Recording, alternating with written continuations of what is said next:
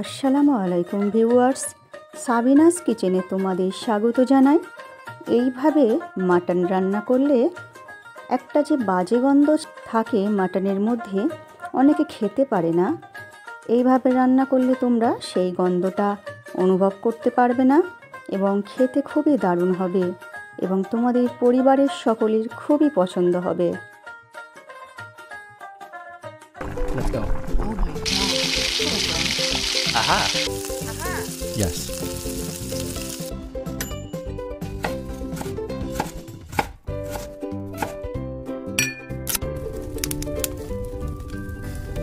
Wow. Thank you. আমি 600 গ্রাম mutton নিয়ে নিয়েছি, ধুয়ে পানি ঝরিয়ে নিয়েছি। ঝালের জন্য পরিমাণ মতো শুকনো লঙ্কা, 1 চামচ গোটা জিরে দিয়ে পানি দিয়ে আমি পেস্ট বানিয়ে নেব। প্রেসার কুকারে মাটনগুলো দিয়ে দিচ্ছি আমি।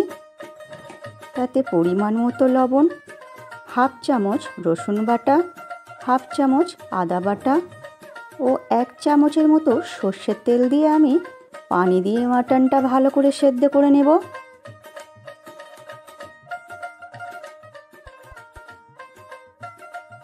কড়াইতে সর্ষের তেল দিয়ে ভালো করে গরম করে গোটা গরম মশলা ও তেজপাতা ফোড়ন দেব।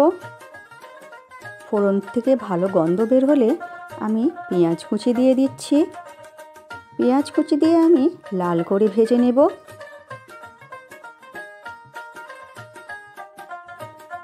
পেঁয়াজ ভাজা হয়ে গেছে, আমি 2 চামচ রসুন বাটা দিয়ে দিচ্ছি। রসুন বাটা দিয়ে আমি কিছুক্ষণ ভেজে নেব। যখন রসুন বাটার কাঁচা গন্ধ চলে যাবে তখন আমি 2 চামচ আদা বাটা দিয়ে দিচ্ছি। আদা বাটাটাও দিয়ে আমি কিছুক্ষণ নেড়ে নেব এবং শুকনো লঙ্কা ও জিরের পেস্টটা আমি দিয়ে দিচ্ছি। জায়গাটা ধুয়ে পানি দিয়ে দিলাম। পরিমাণ মতো লবণ, 1 চামচ হলুদ গুঁড়ো, 1 চামচ ধনে গুঁড়ো আমি দিয়ে দিচ্ছি। অল্প অল্প করে পানি দিয়ে মশলাটা সময় হাতে নিয়ে কষিয়ে নেব। তোমরা খেয়াল রাখবে মাটন সেদ্ধ করার সময় আমি লবণ দিয়েছিলাম, তাই লবণটা দেখে দিও। মশলা ভালো করে কষানো হয়ে গেলে সেদ্ধ করা মাটন আমি দিয়ে দিচ্ছি।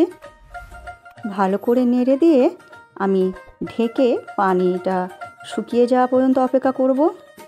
আবার ঢাকনা খুলে একবার নেড়ে দিয়ে আবার ঢেকে দিচ্ছি। মাটনের পানি শুকিয়ে গেছে। এরপর আমি 200 গ্রাম টক দই নিয়েছি। আমি সবসময় হালকা টকওয়ালা এমন দই ব্যবহার করি। দিয়ে আবার আমি কষিয়ে নেব। আমি হোমমেড বিরিয়ানির মশলা ইউজ করছি। এটি খুব স্ট্রং মশলা। তোমরা আমার শর্টস ভিডিওতে পেয়ে যাবে। শাহি বিরিয়ানির মশলা রেসিপি আমি 1/2 চামচ দিয়ে দিচ্ছি। দিয়ে আমি ভালো করে সময় নিয়ে আমি মাংস কষিয়ে নিচ্ছি। ভালো করে কষানো হয়ে গেলে আমি বড় বড় করে কেটে রাখা আলু, ডুমো করে কেটে রাখা আলু দিয়ে দিচ্ছি। আমার রেসিপিটি তোমাদের যদি পছন্দ হয় লাইক করে দিও। আবার ঢেকে আমি দেব। এইভাবে ঢাকনা খুলে খুলে কিছুক্ষণ আলু দিয়ে কষিয়ে নেব। কষানো হয়ে গেলে আমি পানি দিয়ে দিচ্ছি। পানি একটু বেশি করে পানি দিয়ে দেব, আলুটা সেদ্ধ হবে এবং কিছুটা ঝোল থাকবে। কয়েকটা গোটা কাঁচা লঙ্কা দিয়ে ঢেকে দিচ্ছি। আমার রেসিপিটি তোমাদের কেমন লাগলো কমেন্ট করে জানিও এবং ভালো লাগলে তোমাদের বন্ধুবান্ধবের মাঝেও শেয়ার করে দিও। আমি 1/2 চামচ চিনি দিচ্ছি আর 1/2 চামচ ঘি দিয়ে নামাবার আগে আমি দিয়ে দিচ্ছি, দিয়ে নামিয়ে নেব ফুটিয়ে। এরপর তোমরা গরম গরম ভাত, রুটি, পরোটা, পোলাও, রাইস যে কোনো তোমাদের পছন্দ মতো খাবারের সঙ্গে পরিবেশন করো।